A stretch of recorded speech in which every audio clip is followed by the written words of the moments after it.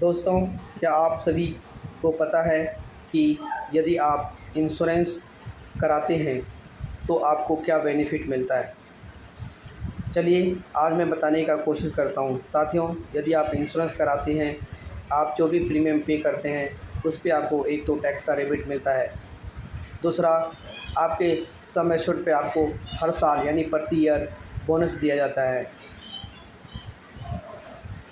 आप जिस किसी स्लैब में इनकम टैक्स के स्लैब में आते हैं, उतना स्लैब का जो प्रतिशत है, पहले तो आप फर्स्ट ईयर के प्रीमियम या सेकेंड ईयर के प्रीमियम या किसी भी साल के प्रीमियम में बचा लेते हैं।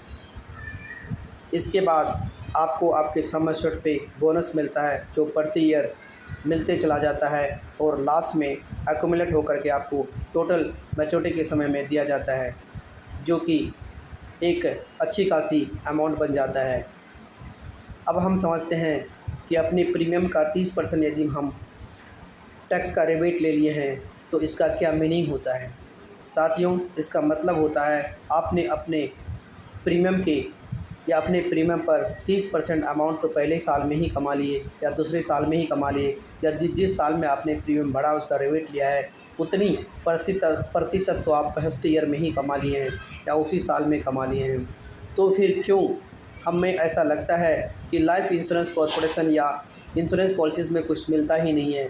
दोस्तों, यह भ्रम लोगों के द्वारा फैलाया जा रहा है।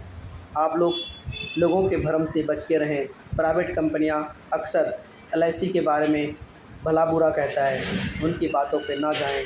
आप अपना पैसों का ध्यान रखें, जो आपकी बहुत बड़ी लॉसेस हो जाती है। दूसरी बातें मैं आपको यह बताने का कोशिश करूँगा कि यदि प्राइवेट कंपनियां अपनी पॉलिसीज़ की अपनी इंश्योरेंस का क्लेम नहीं दे पाए तो क्या होगा? क्या इनके पास कोई गारंटी है या इसके साथ कोई पीछे खड़ा है? साथियों, यह जानना बहुत ज़रूरी है। प्राइवेट कंपनीज़ के पीछे कोई सरकार खड़ी नहीं है, जबकि भारतीय जीवन बीमा निगम के पीछे भारतीय सरकार पीछे खड़ी है, जिन्होंने सॉवरेन गारंटी दे रखा है। यदि आपके किसी भी पॉलिसीज़ का क्लेम नहीं दे पाता है तो उसके पीछे भारत सरकार खड़ी है। आप वहां से क्लेम ले सकते हैं, जो कि सॉवरेन गारंटी के तहत यह एग्रीमेंट हुआ है कि यदि भारतीय जीवन बीमा कोई क्लेम नहीं दे पाता है तो उसका क्लेम भारत सरकार देगी। ये एक बहुत बड़ी गारंटी है जो अन्य किसी कंपनीज़ को नहीं दिया गया है। साथ ही साथ यही वजह है कि सारी प्राइवेट कंपनियां परेशान है, दुखी है कि life insurance corporation of India को जो सॉवरेन गारंटी प्राप्त है, हमारे पास कुछ नहीं है। और यह उल्टी सीधी बातें करके, उल्टी सीधी हरकतें करके यह सॉवरेन गारंटी भी यहाँ से ख़त्म करना चाहता है। जैसे कि उन्होंने जीएसटी आपके पॉलिसीज़ में लोड करवा दिया। आप लोगों को ध्यान होगा, एलआईसी जीएसटी आप लोगों से क्लेम नहीं करते थे, सारी की सारी जीएसटी वो खुद पे करते थे, लेकिन सारी कंपनी मिलके आईआरडीए में गया और जीएसटी लोड करवा दिया। जिससे लॉस किसको होता है? हमारे क्लाइंटों को, आप जैसे भाइयों को, आप जैसे दोस्तों को। तो साथियों, इन प्राइवेट कंपनियों से बच के रहना बहुत ही ज़रूरी है। यह एक व्यक्ति है जो अपने फ़ायदे के लिए काम करता है। यह एक व्यक्ति है, यहाँ पर एक कोई ना कोई ओनर है जिनको सिर्फ़ और सिर्फ अपने मुनाफे का चिंता रहता है, जबकि भारतीय जीवन बीमा निगम एक संस्था है जो सोशल वेलफेयर के लिए वर्क करती है। यही वजह है कि life insurance corporation of India में के पीछे कॉरपोरेशन लिखा गया है।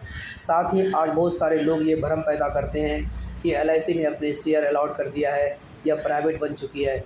मैं यह भी बताने का कोशिश करूँगा, यदि भारतीय स्टेट बैंक ऑफ इंडिया को शेयर अलॉट करने से वह सरकारी से प्राइवेट नहीं बना तो एलआईसी सरकारी से प्राइवेट कैसे बन जाता है? सो कॉल्ड प्राइवेट कंपनी के जितने एजेंट हैं वह ये भ्रम बहुत अच्छी तरह से फैलाते हैं और खूब फैला रहे हैं कि एलआईसी ने तो अपनी आईपीओ लॉन्च कर दिया और यह प्राइवेट हो गई है। तो मैं उन सभी साथियों को इतना कहना चाहूँगा, यदि central bank of India, PNB, state bank of India IPO launch करने से सरकारी से प्राइवेट नहीं हुआ तो एलआईसी सरकारी से प्राइवेट कैसे हो गया? क्या आप सभी साथियों को, मेरा कहने का मतलब सभी एजेंट साथियों को सीएस के बारे में पता है? या इक्विटीज़ के बारे में पता है, या बगैर जाने, बगैर पहचाने, बिना कुछ सोचे, बिना कुछ समझे कुछ भी बोलना मार्केट में आप शुरू कर दिए हैं।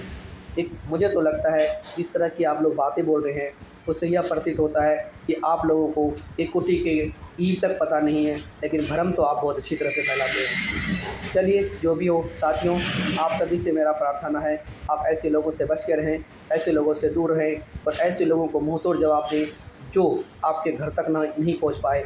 अगर यदि ऐसे लोग आपके घर में आते हैं तो उसको बाहर निकाल के फेंकिए, क्योंकि ये बहुत अच्छी तरह से भ्रम फैला रहे हैं और आपकी मैच्योरिटी को, आपके पैसे को आप बर्बाद करते हैं, नुकसान पहुंचाते हैं।